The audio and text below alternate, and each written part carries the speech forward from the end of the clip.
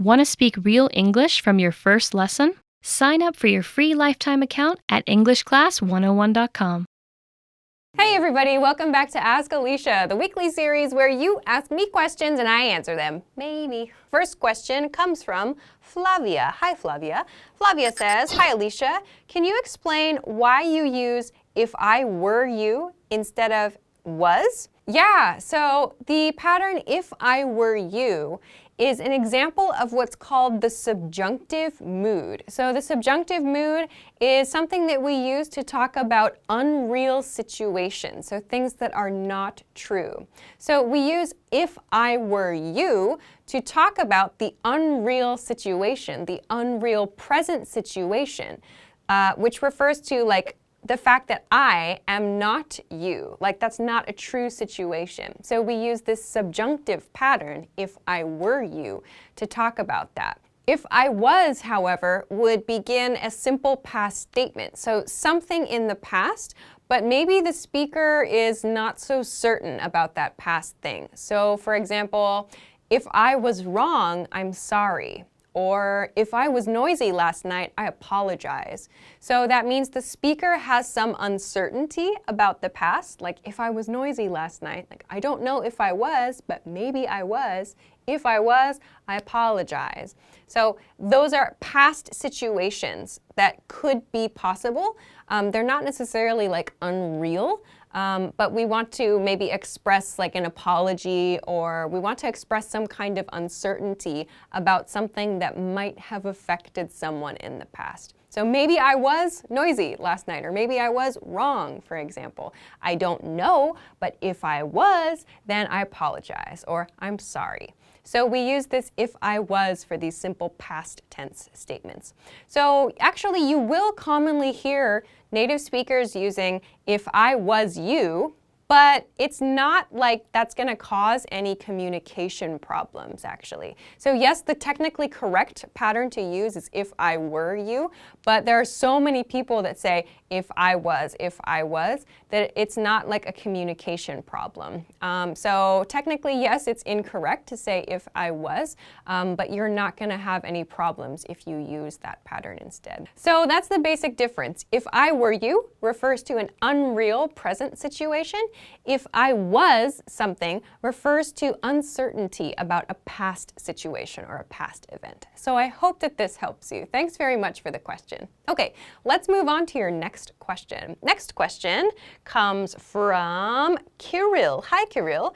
Kirill says, Alisha, I'm stumped by trying to distinguish the difference in meaning between evaluate and assess. Could you help me? Yeah, great question. And actually native speakers have trouble with the difference between these words too. So let's talk first about the word evaluate. So a great way to remember the difference between the words evaluate and assess is to consider that inside the word evaluate is the word value. So when we evaluate something, we are assigning or we are giving some value to that thing or to that person. This can mean like the price of something. This can mean the significance of something. This can mean like the condition of something. So some examples. We evaluated this camera and gave it an 8 out of 10 score. Our company's software was evaluated by a tech website and given a low rating. So in each of these example sentences, a certain level of value is assigned or is given to something or to someone. So when we evaluate, we're doing it in order to give value or to assign or to find the value of something. So it could be a score, it could be a price. So let's compare this to the word assess. The pronunciation is assess, assess. So the word assess then has the same feel of evaluate, but the purpose of assess is to understand something better. So we don't assess something in order to assign a value to that thing. We're assessing something in order to understand it better. So we try to understand deeper information or to learn more about the details of something. We assess something. So you might assess a situation. That means you look deep into the details to better understand the situation. Some more examples. We need to assess the security of the company's data. He assessed his housing options before making a decision. So this is the difference between evaluate and assess. If you're ever not sure, just remember that the word value is inside evaluate to help you remember that evaluate is used to assign value to something. So I hope that this helps you. Thanks very much for the question. Okay, let's move on to your next question. Next question comes from Yasser. Hi, Yasser. Yasser says, what is the meaning of the expression word? I've seen it in some movies and I can't figure out what it means. Yeah, word is like a strong, laid-back expression of agreement among close friends. You can also use it to like ask, really? Or is that true? If you use kind of like a question intonation, so like word. So you might also hear it used in a situation where someone does something that like you really admire or that you kind of respect or you think is impressive, and you might hear someone say like word in response to that. So that kind of shows support or that you were impressed or you admire that thing. I feel like in a lot of cases it's just used as a simple expression of agreement or understanding. For example, we're gonna watch the game tonight. Word. Personally, I don't use this word that much because it is kind of like a cool word and I'm not really like a cool like hip-hop street culture kind of person. But if you want to use it, I would recommend using it among very close friends and in very casual situations. So I hope that this helps you understand it. Thanks very much for the question. All right, let's move on to your next question. Next question comes from Brian Talaigua. Hi, Brian. Brian says, hi, Alisha. Can you please explain to me the meanings and uses of the word happen, specifically in these cases? Do you happen to? My sister happens to be a lawyer, etc. I'm confused. Yeah, this is a nice question. Okay, to begin with, I want to introduce a few very common patterns that we see with the word happen. Let's take a look. Do you happen to have? Would you happen to know if? It just so happens that. My sister happens to be. Okay, so kind of the theme with this use of the word happen is chance or by chance of something. So let's take a look at the first two patterns here. These first two are question patterns. So the first one was, do you happen to have? And the second one was, would you happen to know if? So another way to say these is there any chance you have? Or is there any chance you know? So you're asking very politely, like, is there a possibility? Is there a chance of this thing? So we use this form of happen to make very formal or like very soft requests. So this is really useful when you're like speaking to a stranger. So if you can imagine like you're a tourist and you need some help in a city that you are unfamiliar with, you could say to a nearby person like, excuse me, do you happen to know where I could buy a coffee around here? Or, excuse me, would you happen to have the time? So that's like you're making a very like soft request that's like saying, is there any chance or is it possible at all that you have this information or you could do this for me? So it's a very soft request form. So let's take a look at the other two sentence patterns that I introduced here. These are some statement patterns. So again, these do mean by chance, but for these kinds of statements, the context is actually really important. The situation is important. So for example, it just so happens that I got 2 free tickets to that concert you were talking about last week. So it just so happens means like by chance.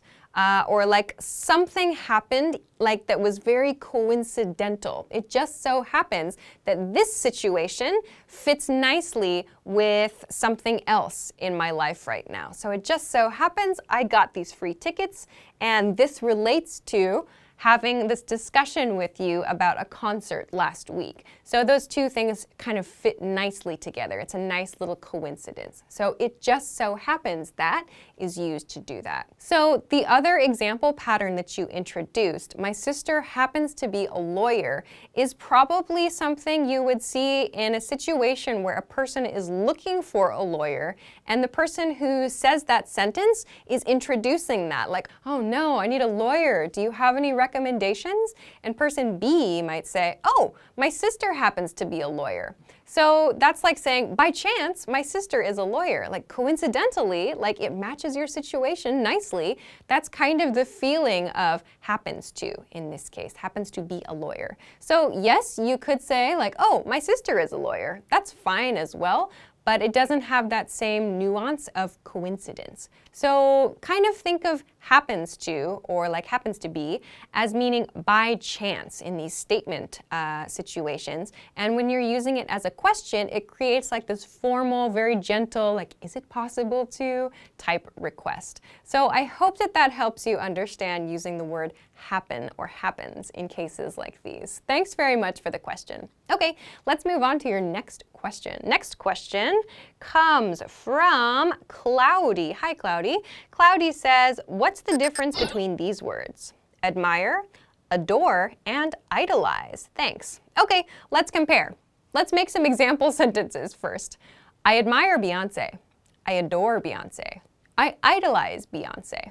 Okay, so first let's look at I admire Beyonce. So we use admire for people, usually, people that we respect. So maybe we respect that person's work, or we want to be more like that person, or we think they've done like great things.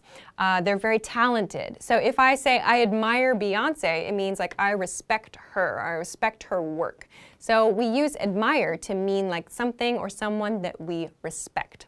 The second sentence, I adore Beyonce, uses the word adore, which means you love something. So when we say I adore something, we can use it to talk about like people, usually people in our lives. Sometimes we use it to talk about like our favorite activities as well.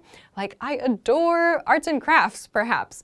But when we use it to talk about people, it's usually for people that we have a close relationship to. So like a Beyonce superfan might say like, I adore Beyonce, I just love her. So that means that they feel like a close connection to that person, or like they really, really enjoy, in this case, the celebrity's work. So to adore something can be used in that way. Also within families, like parents could say they adore their children. So to adore means to love something and have a very close connection, or you feel like you have a close connection with someone.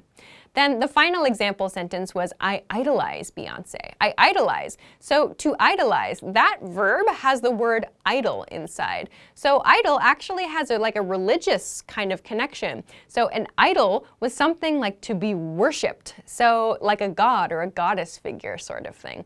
So to idolize something means to kind of have that thing as like above you. So you have like this image, in this case like Beyonce. I idolize Beyonce. That means she's like above everything. Like we really appreciate her. Like we think she's just amazing and she's like above everybody else. So to idolize someone is like, has almost like this image of worshiping someone. So maybe like a super, super, super Beyonce fan could say like, I idolize Beyonce. I want to be like her. Like I want to do everything a fan can do. So maybe that's idolize in this case. So probably the most common words here are admire and adore. Idolize is not used nearly as much as these two, but that's the difference between those words. So I hope that that helps you understand. Thanks very much for the question. All right, that's everything that I have for this week. Thank you, as always, for sending your questions. Remember, you can send them to me at EnglishClass101.com/ask-Alisha. Of course, if you liked the video, please don't forget to give it a thumbs up, subscribe to the channel if you haven't already, and check us out at EnglishClass101.com for some other things that can help you with your English studies. Thanks very much for watching this week's episode of Ask Alisha, and I will see you again next week. Bye-bye. Want to speed up your language learning? Take your very first lesson with us. You'll start speaking in minutes and master real conversations. Sign up for your free lifetime account. Just click the link in the description.